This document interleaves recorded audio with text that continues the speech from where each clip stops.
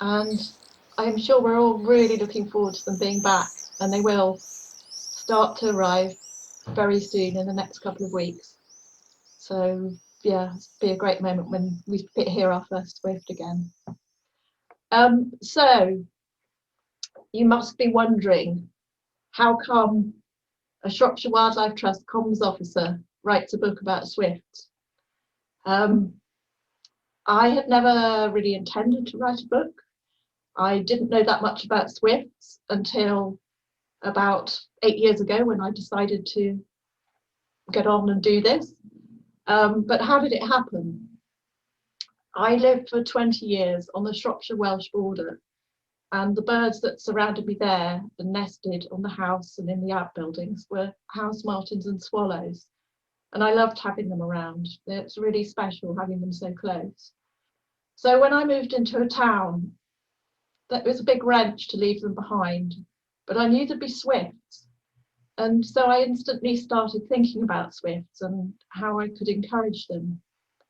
And one of the first things I did when I moved into my house was my partner put up a couple of swift boxes. And I also badgered the local group to get Edward Mayer from Swift Conservation to come and give a talk to the branch. And he did, and it was inspirational. And suddenly I was learning an awful lot more about swifts and their extraordinary aerial life. And I also knew that they're in a bit of trouble. So I did a bit more than put 2 swift boxes up in my house. Together again with branch, we put up boxes on in church towers in Oswestry. But it wasn't until 2013 and the end of 2013 that I actually thought about writing a book. And this poppy sort of marks a moment in my life that kind of made a change in my life. It wasn't great. Life caught up with me a bit. I got burnout and I did nothing all summer. I lay about in the garden. It was a beautiful summer. That was the saving grace. And I did nothing more energetic than watching poppies unfurl. I barely even watched the swifts because they were so full of dynamism and energy. It was exhausting to watch them. But maybe a bit more entered into my head than I thought. Because when I got better, sorry, I shouldn't have done that. When I got better, it suddenly occurred to me, I was going back to work. I'd taken a whole year off work. Thank you very much, Shropshire Wildlife Trust, for looking after me. But when I went back, it was part-time because I still wasn't quite right. And I just thought, well, maybe there's something else I can do anyway. Maybe I can do something different with my life as well as my job at the Wildlife Trust, which I love, but perhaps there's time to do something else too. And it was that moment I hit on the idea of writing a book about swifts. So here goes. First of all, know your bird. When you're a beginner bird watcher and you don't have any binoculars, it's very easy to muddle up swifts, martins and swallows. Martins are actually part of the swallow family, and there are some resemblances. All 3 have highly evolved aerial lifestyles, and they all nest around the buildings that we live in different places though. The swallow tends to make its nest perhaps in an outbuilding or a barn, perhaps in a porch, and it makes an open cup nest. The house martin will build its little muddy nest under the eaves, and it's almost closed apart from a little hole, a little entrance hole at the top. And the swift, you'll never see its nest at all because they nest in little dark holes under the eaves. So they're quite secretive birds, and when you look at them like this, it's easy to see how different they all are. But yes, as I said, the swift is actually not related to either the swallow or the house martin. So who is it? Who is it related to? Well, if you look at this picture here, we've got the human arm and we've got the swift arm in skeleton form. So it looks a bit like humans might be related to swifts, which indeed we are, but it was a long time ago. something like 600 million years of evolutionary time. But we do have a common ancestor. We're both tetrapods, but they have some much closer relatives. And this little tiny hummingbird is in fact their closest relative. And how do we know? It's all in the fossil record. If you look at this little bird up here, Ecosipsilus rowii, this was found in a place called the Green River Formation in Wyoming.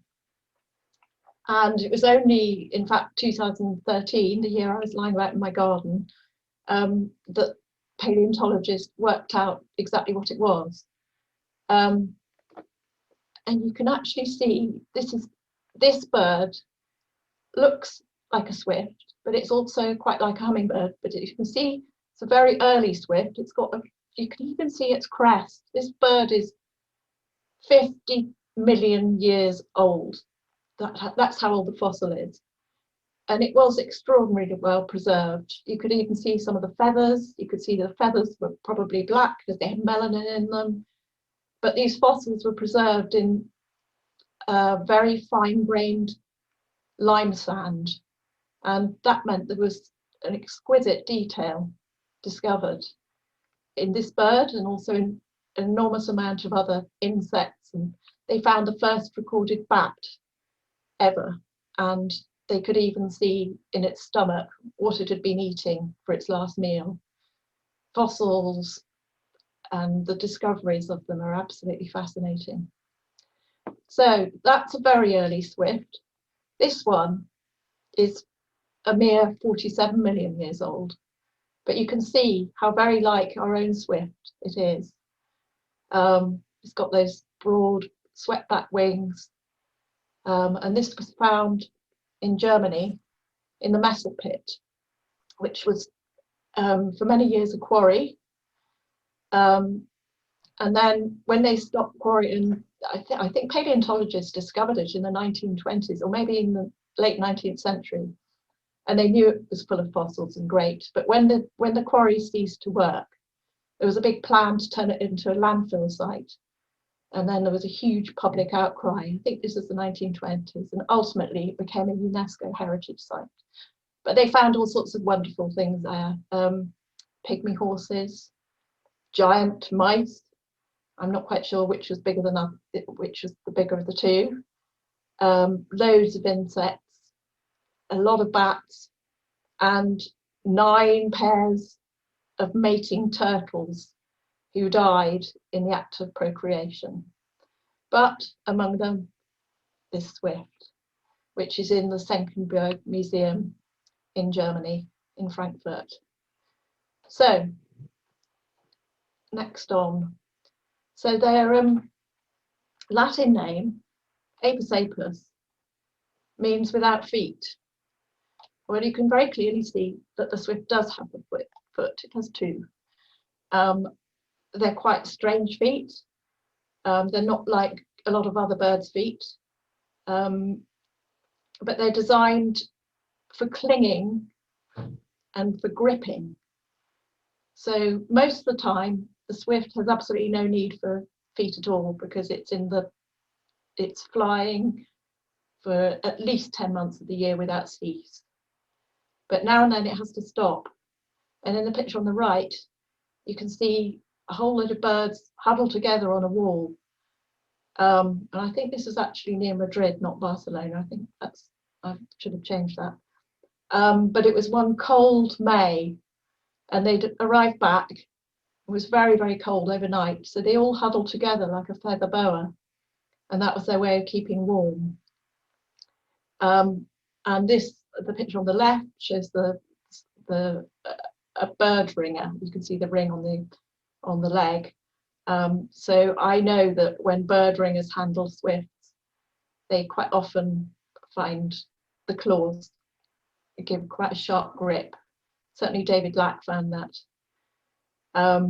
So very much do have a foot. Interesting though, one thing about this Apus thing is there's also a constellation in the southern sky called Apus, which was named after the bird of paradise, was also described as apus, and that was on account of some birds, dead birds, brought back by Magellan and other explorers. And when they brought them back, for some reason their feet had been cut off, so people thought they had no feet. It's all quite bizarre. So that's why they were called apus. Anyway, there is a constellation in the southern sky named after the bird of paradise rather than the swift.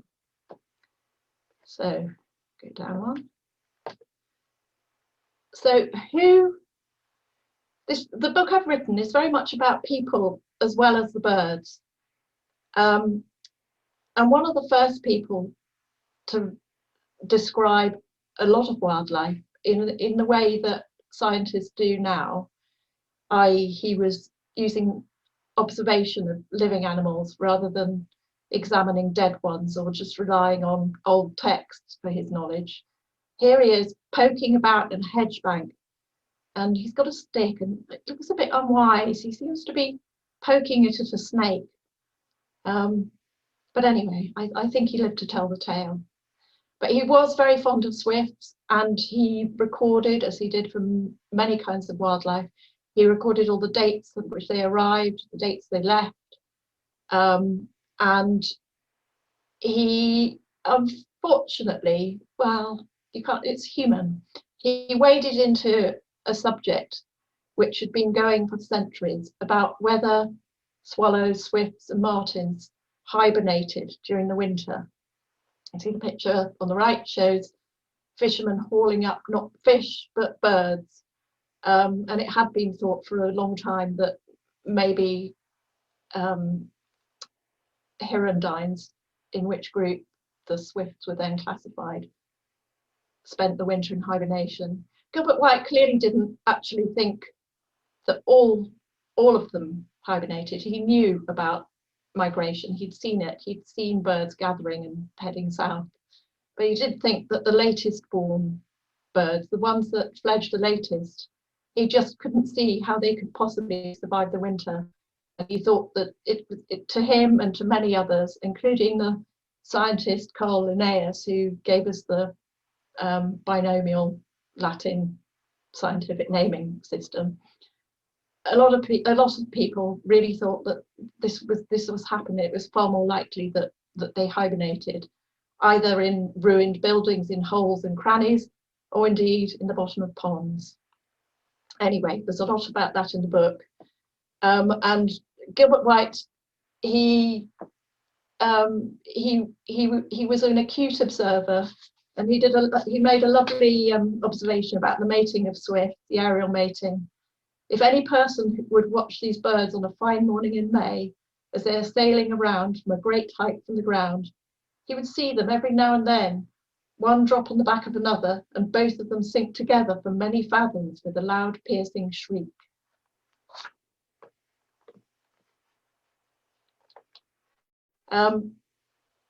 Later on, we're now going into the 1940s, 50s, David Lack wrote the definitive, so far, text. Well, no, David Lack's book is gold dust. I don't attempt to emulate it. It's the major, one of the major sources for my book. And he was, again, even after Gilbert White, an awful lot of natural history tended to be about looking at dead creatures in museums rather than observing them live. And he had been a passionate bird watcher ever since childhood. And he went to university, studied natural history, natural sciences, and then he got a job at Dartington School in Devon. And it quite suited him because this is a so-called progressive school where the pupils' attendance at lessons was voluntary. And he had a lot of spare time so that he could go watching robins, and he did a lot of studying of robins, and that ended up in him writing a book called The Life of the Robin, which is well known and showed what a territorial, quite aggressive bird the robin was. And then the war intervened, Second World War, But he got a job in radar development, monitoring enemy aircraft, but he was also monitoring bird migration at the same time. So yeah, so that is David Lack. That's his. So when he came back from the war, he was appointed as the director of the Edward Gray Museum, Edward Gray Institute in Oxford, which is all about research into birds. And he set up a project researching great tits, which is still going, the With and Words Great Tit Project. And then he was wanting another thing to do, and he decided he'd like to do swifts because there was very little written about them, and he looked around for somewhere to do this, and he finally settled on the Museum Tower in Oxford, which, as you can see from the front cover of the book, has got these ventilation flutes in the top. But he was a bit unsure about that to start with, because this is, you know, very high, over 100 feet up. And he thought, well, how can I observe their behaviour? Just looking at them there, there were swifts nesting, he knew. But what he did, he found out from a Swiss schoolmaster called Emil Weitnauer, who had made nests under the eaves of his own house, and was studying them in that way. And Lack got the idea from him and did that very thing, built lots of platforms, put up very wobbly, shaky ladders to reach them, and used old blackout material to make sure it's all dark in the tower, and spent all his summers for about 6 or 7 years in that tower, together with his field assistant, Elizabeth Silver, or perhaps they just took turns. Elizabeth was actually the first person to record a swift fight, which, to go back to those sharp hooked claws, swifts will engage in fights with other swifts if a bird tries to enter their nest, because they guard their nests extremely zealously. But Elizabeth observed a fight that lasted for 4.5 hours. And the happy ending to that story was they got married. So the picture on the right, devil birds, this was also, it was a film made by Derek Brommel of the swift, and it was made in the tower in Oxford. And he was, again, very, very grateful to David Lack for all the knowledge there. But it's a wonderful little film. And if you should adopt a swift box from North Wales Wildlife Trust, they will send you a DVD of that film. If you like, or if you prefer, you can have a cookie cutter. So a few other people who are fascinated by swifts. Here we have Lazzaro Spallanzani. Again, I think it should be spell rather than spell. You see him here, the chief got a magnifying glass looking at a frog. Not only was he keen on swifts and studied them a lot, but he also studied a huge range of things. He was a scientist at the University of Pavia in Italy, and he studied microbes and frogs. He was the first person to carry out in vitro fertilization on a frog, so that's why he's looking at it. But he was also, unlike Gilbert White, he completely dismissed the idea of swallows and swifts hibernating over winter. He was categorical about that. But he also did some quite interesting things. He tied red thread to the leg of a swift to see if it would come back to its nest the following year, and indeed it did. The swifts are extremely site faithful to their nest, and he proved that this was so. So Weitnauer, here's our Swiss schoolmaster who's revered, and he is still revered in Switzerland. And what can I say about Weitnauer? Well, he was just, I will give you a little quote about how passionate he was about swifts. Time and time again, I felt an urge to climb up to these wild, strange birds. I had no idea why. Something unique about them had taken hold of me. At that time, I didn't know that I would, for years to come, yes, more than 40 years, be preoccupied with these common swifts. And the other person here, we have Henry Douglas Hume, I believe you pronounce it, who was the brother of the Prime Minister Alec. And he once again was fascinated with swifts from childhood. He went to Eton School, where he'd watch them out of the window, and while he was watching them, he quite often, this seems quite strange now, he'd smoke a pipe, and then if the duty schoolmaster happened to come along, he'd obviously quickly hide the pipe and explain away the smell, saying it was the musty smell of swifts that was causing it. Not quite sure if the schoolmaster believed it, but he got away with it. But yes, he also built swift boxes on his house in Scotland. And although his father told him, "You'll never get swifts to nest in them," he did. And he watched them and he observed young chicks becoming torpid, going cold to preserve energy. And he saw when their parents came back with food, how they revived. So another interesting, passionate amateur swift lover. And here we have the average life of the swift is around 7 years, 7 or 8 years, but sometimes they live a bit longer. And there was a guy called Roy Overall who ringed all the birds in the tower at Oxford for years and years and years, I think 49 years, a very long time. And he found a bird that had been back and was 18 years old. And then Emil Weitnauer, this was the bird that he'd ringed first when it was a year old, I think. And this is the bird, the photograph was taken on this bird's 18th birthday. No, 21st birthday. So this one's a bit older than the Oxford bird. So this is 21. And this French bird is the oldest of all.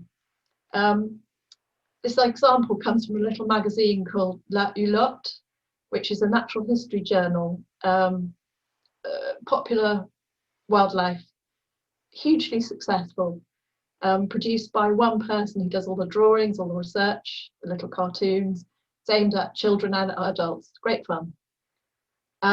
So here we have a swift that was first ringed in Orléans on the 11th of June in 1967.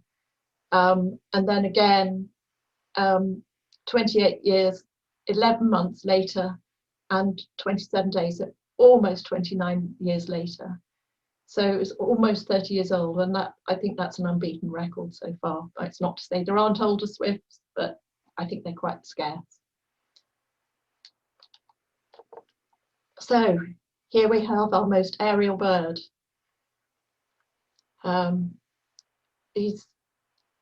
They are just supreme in flight. Flight is just what they do. They're capable of incredible speed. The common swift in level flight, the bangers, the birds that you see racing around the rooftops in the summer, they can reach speeds of up to 69.3 miles per hour. And it's reckoned that the average in its lifetime, if you take an average lifetime of a swift, more like 7 or 8 years, because they're flying absolutely non-stop, they're flying huge distances, and probably the same distance as going to the moon and back twice.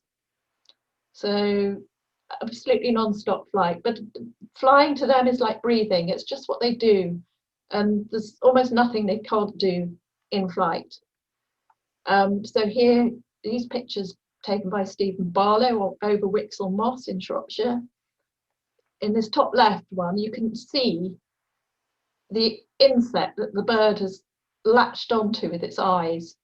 You can also see its little white chin, and it's slightly distended, which shows that it's got a bit of a pouch full of insects to feed to its young.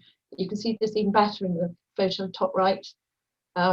It's almost like they've got a little ping pong ball in their throats, and that's because they've caught 300, 1,000 insects to feed to their young.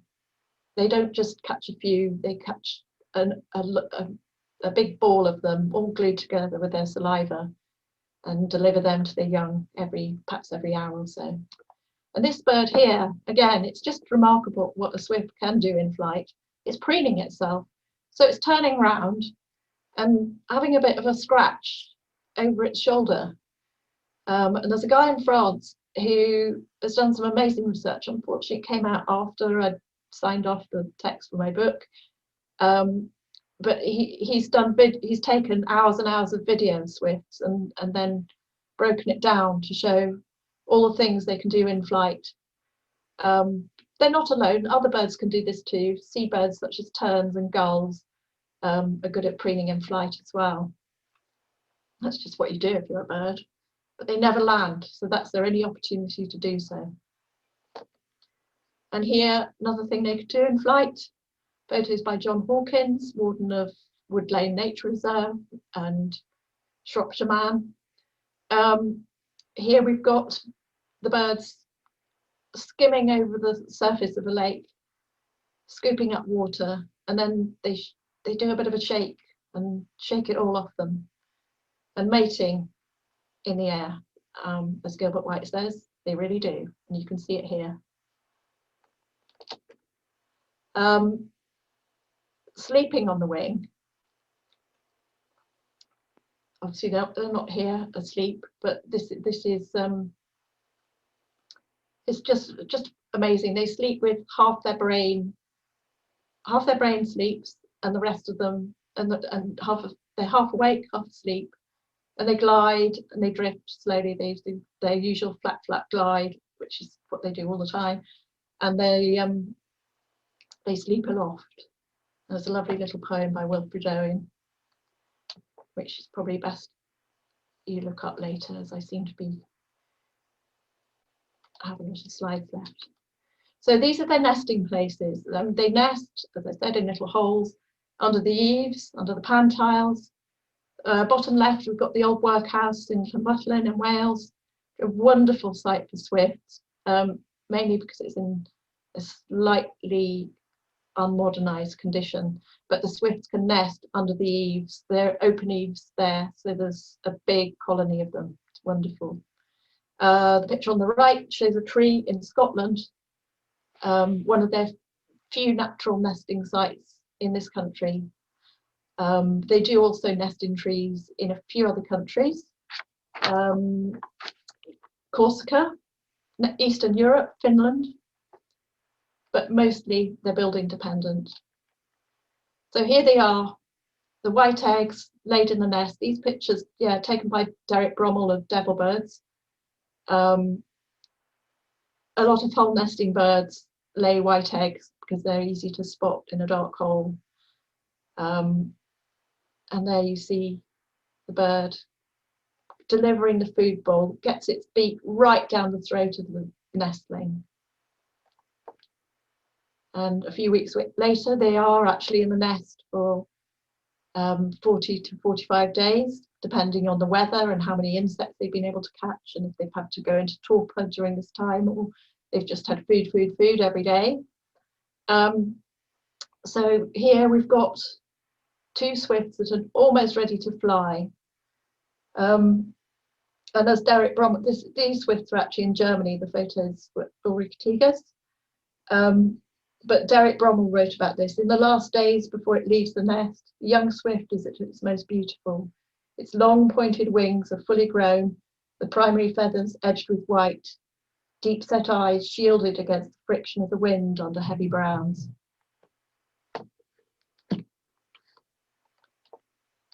Incredibly, you can just see how long their wings are here.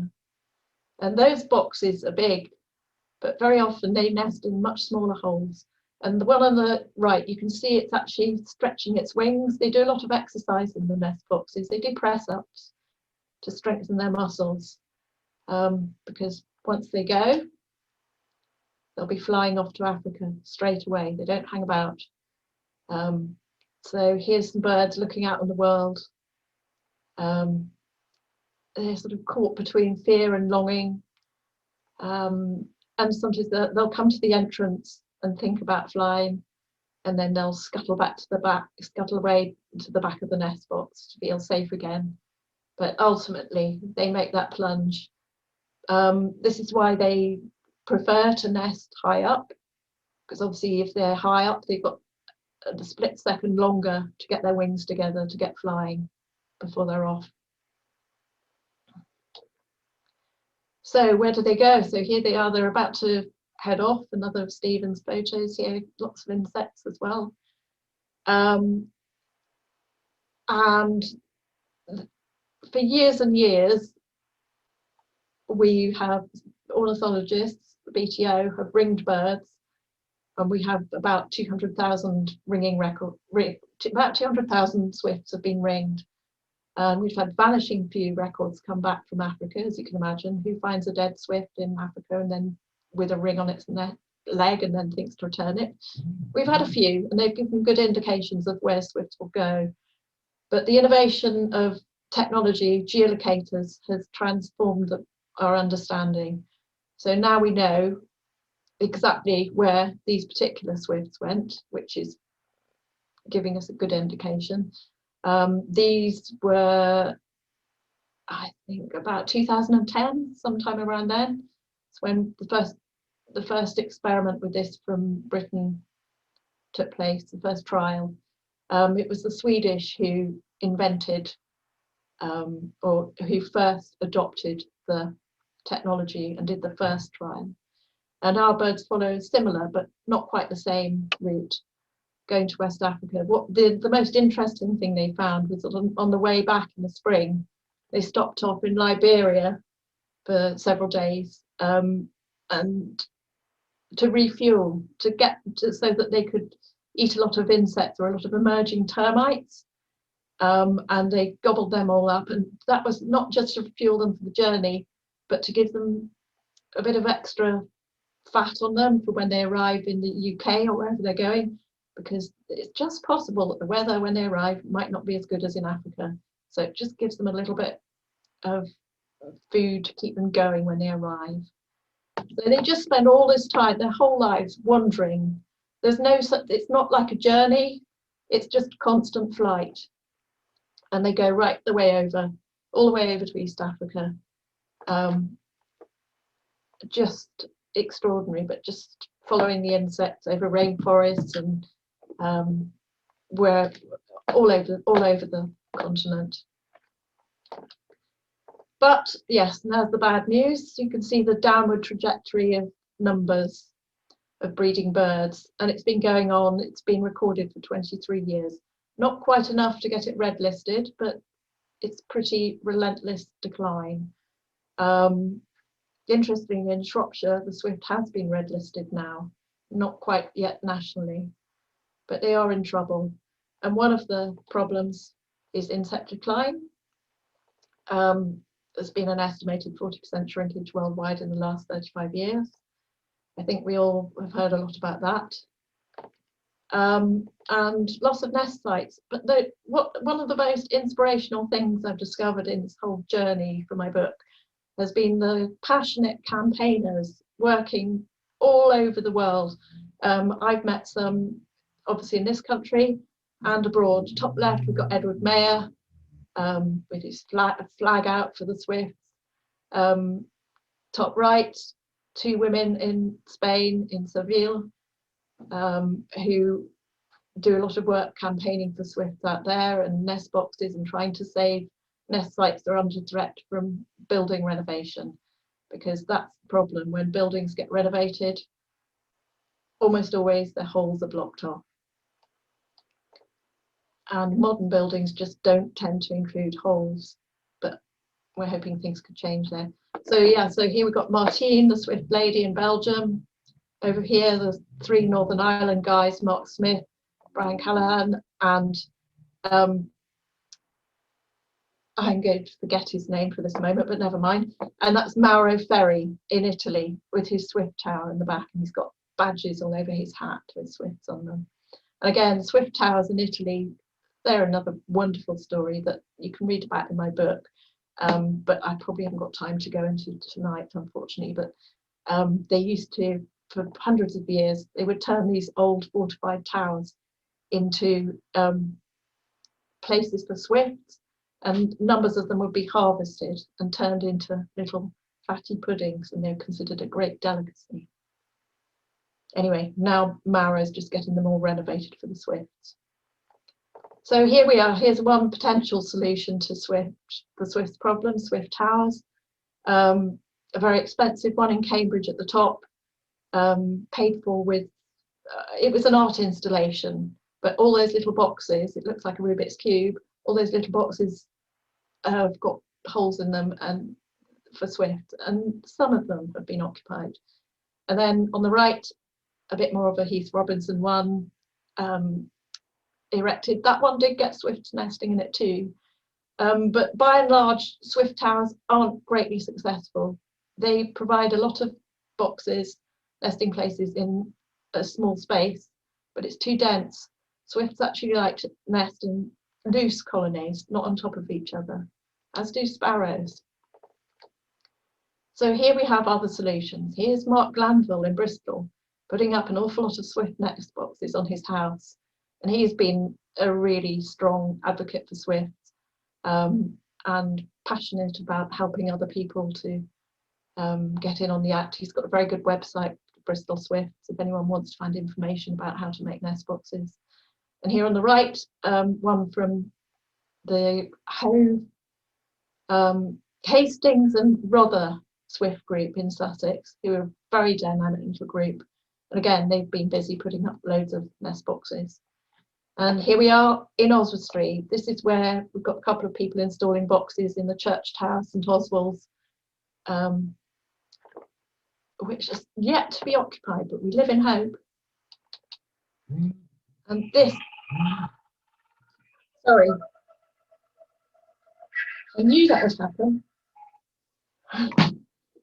This is the way ahead. Swift bricks. This is what we need installed in all new build. A little brick with a box behind. We need thousands of them, about 20,000 every year. And they don't just get used by swifts like this one. Even house martins are finding them useful. They're also good for sparrows, hibernating tortoiseshell butterflies, all sorts of things. So the bird brick really is the way ahead. And here, what you can do to help swifts.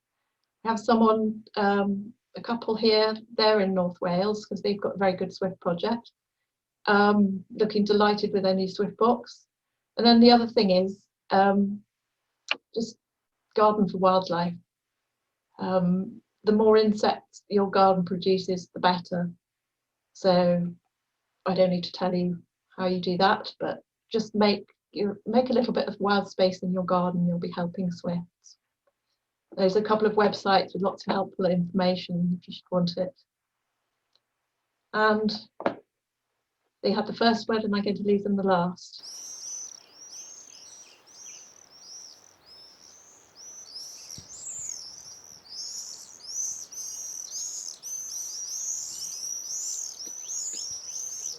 Shropshire Wildlife Trust will be stocking the book, and I will be signing books.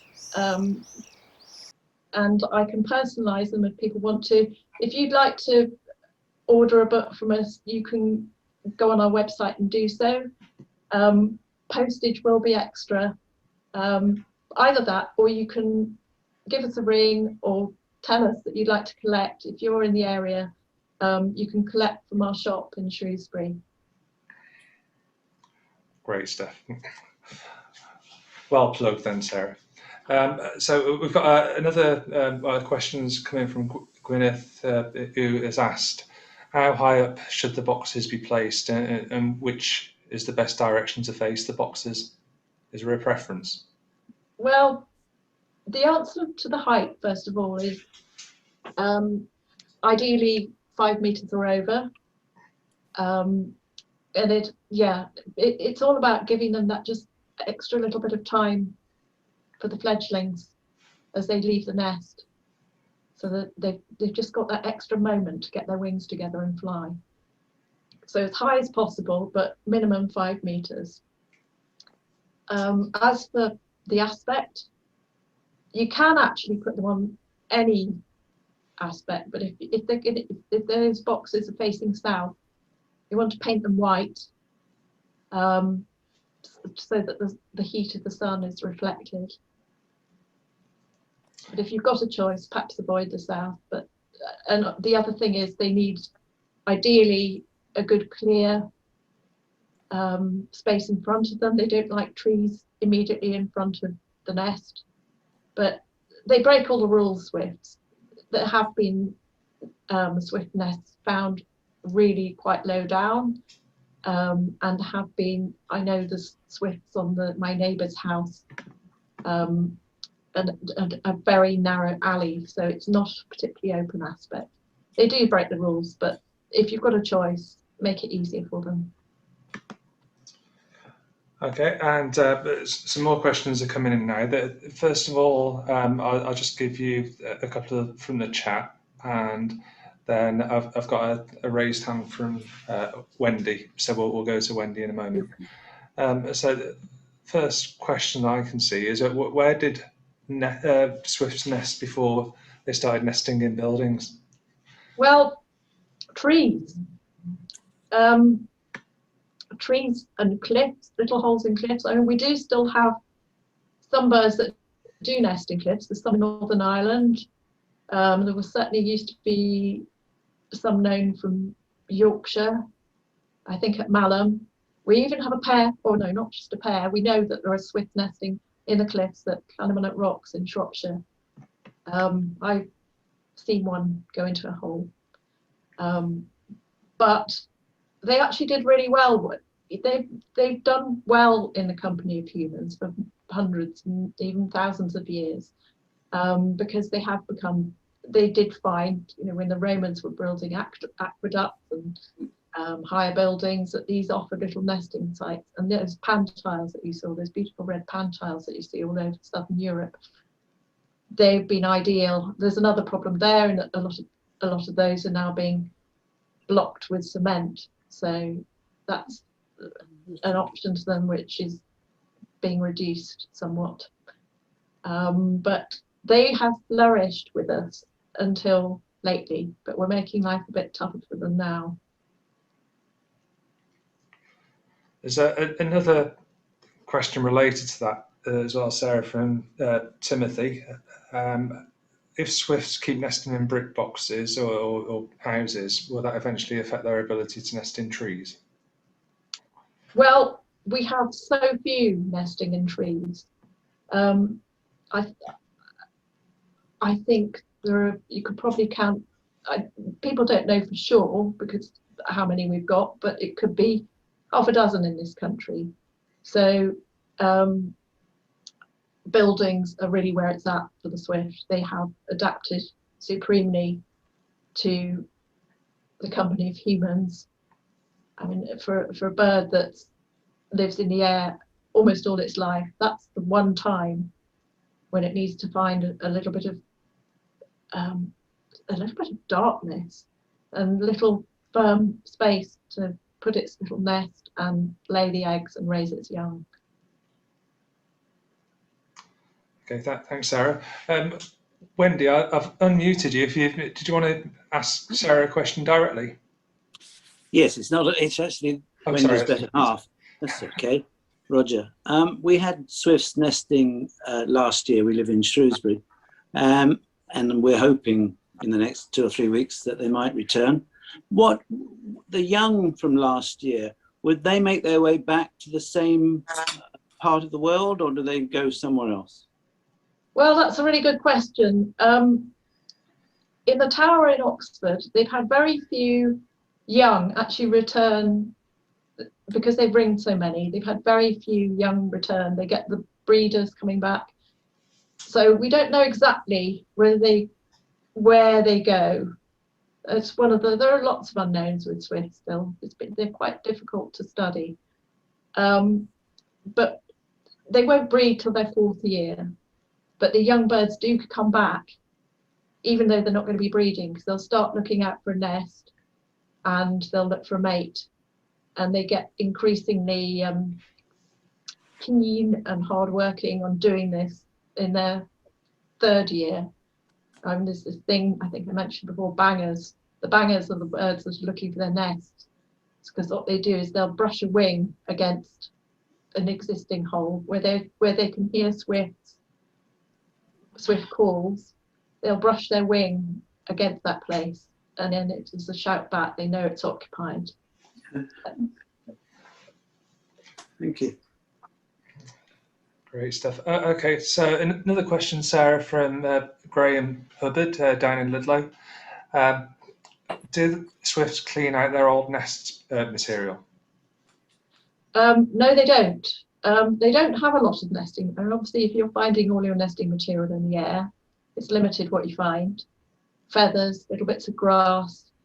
I saw a little bit of confetti in a swift nest. And then, like the food ball, it's all glued together with their saliva. And they do reuse their old nests. It saves them time, because it's hard work gathering all your nesting materials in the air. But they'll add to it. Every year they'll add a few more feathers and touch it up a bit. And another question from Steve Jaggs. Are young swifts eventually abandoned by the adults before they're made in flight? No, what happens is the young go first.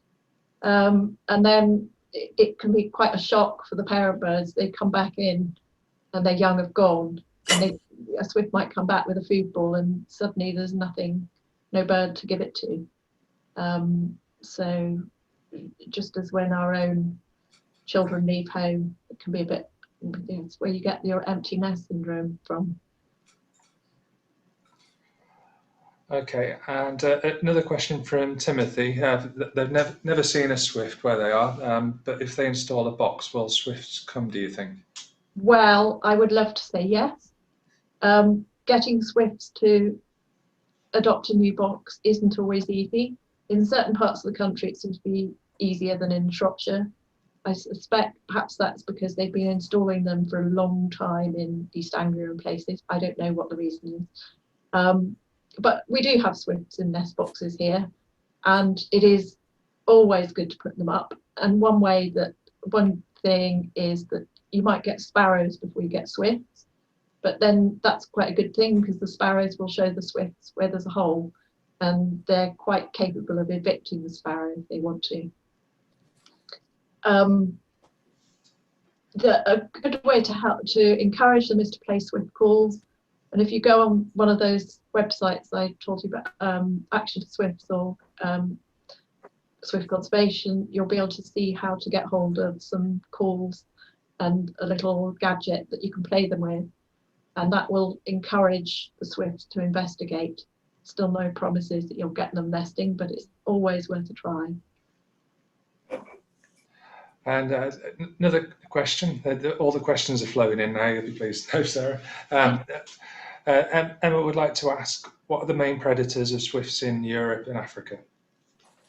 Well, swifts actually are quite lucky. They don't have many predators. Where they nest is very safe, unless they get, I think Ted Hughes mentions that in his swift poem, rats got into the attic and destroyed the swift nest one year. But generally, they find places that predators aren't a major problem for them. Hobbies will sometimes catch them.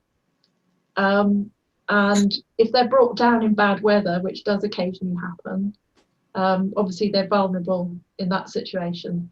And if they fall to the ground, it could be, I know in some European countries, yellow-legged gulls are a big problem. Also here, cats. If a swift's grounded, it's very vulnerable to a cat. Okay, thanks, Sarah. Sorry, I didn't answer the question about Africa. The answer is I don't know. Probably the similar sorts of species. I would have thought the falcons. Yeah. Across Africa as well. Yeah. Then there's another couple of questions to go through, and then I think we'll have to leave it there. But we've got a question from Jan Malcolmson. Are swifts happy with swallows or not? Can they live side by side happily with swallows? I think they occupy different levels of the air. The swifts tend to feed much higher and the swallows lower. There's no conflict about nest sites. I don't think there's any problems. And people have thought in the past that maybe swifts and house martins might not get on so well, because they are occupying similar areas, both eaves nesting, although the house martin's nest is exterior, the swift interior. But there's one of the guys in Northern Ireland, the one whose name I forgot, the name I forgot was Peter Cush, by the way, just in case he's listening, I remembered his name. But the other one, Brian Callahan, he's amazing. He's got so many swifts nesting on his house because he's put all these boxes up. He's the Northern Ireland is very good for swifts because the lochs have wonderful insect life which feeds them. And Brian Callahan, he's got a swift nest right next to house martin nest. He's also got swallows nesting in his shed in the garden. It's swift, swallow, martin, mecca, heaven. Right, another question now about swift boxes, and there's a question there that could you place a swift box on a chimney just to give it a bit of extra height, I suppose? I think, interesting question this. A friend has recently done this. I say, why not try? She actually got some terracotta paint so that the box was completely camouflage, merged perfectly with the brickwork. We'll wait and see what happens there, but yes, height is good, again, as long as there's a good drop. If it's a low pitch roof, it might not be so good. If it's high, that's fine, but you don't actually need to go that high. Under the eaves is absolutely fine. And one last question from Sheila, quite a nice one to finish on, is do swifts mate for life? Well, they do. I say that with a slight caveat. They are monogamous. They're faithful to each other. They don't see each other outside the breeding season. They live independent lives apart from during the breeding season. But the birds will come back to the same nest and meet up. But what happens sometimes is that one swift arrives back, and then there's a bit of a time delay before the other one comes. And if that happens, the first swift might get a bit rested and it might find another partner. And then if that happens, and then the original partner does turn up, then you get a fight. And sometimes it can happen, a week or two into the breeding season. And if eggs have been laid and the original partner then comes back, he'll then throw the eggs out and they'll have to start all over again. But mostly, yes, mostly they're monogamous and do stay together. Okay, well, I think we'll leave it there for now. We've had a few questions come in, so thanks everybody for attending the talk tonight and for getting those questions in. As you can see, we've got the slide up there to ask for your support. So if you're not already a member of Shropshire Wildlife Trust, we'd love to see you become a member, and it's really easy to do. You can just sign up very quickly online for as little as £3 or £4 a month. So feel free to join us and support our conservation efforts to protect the habitats and care for the wildlife like swifts, as Sarah's talked about tonight. So thanks, Sarah. We'll leave it there now. Thanks for everybody for listening. Thank you. Okay.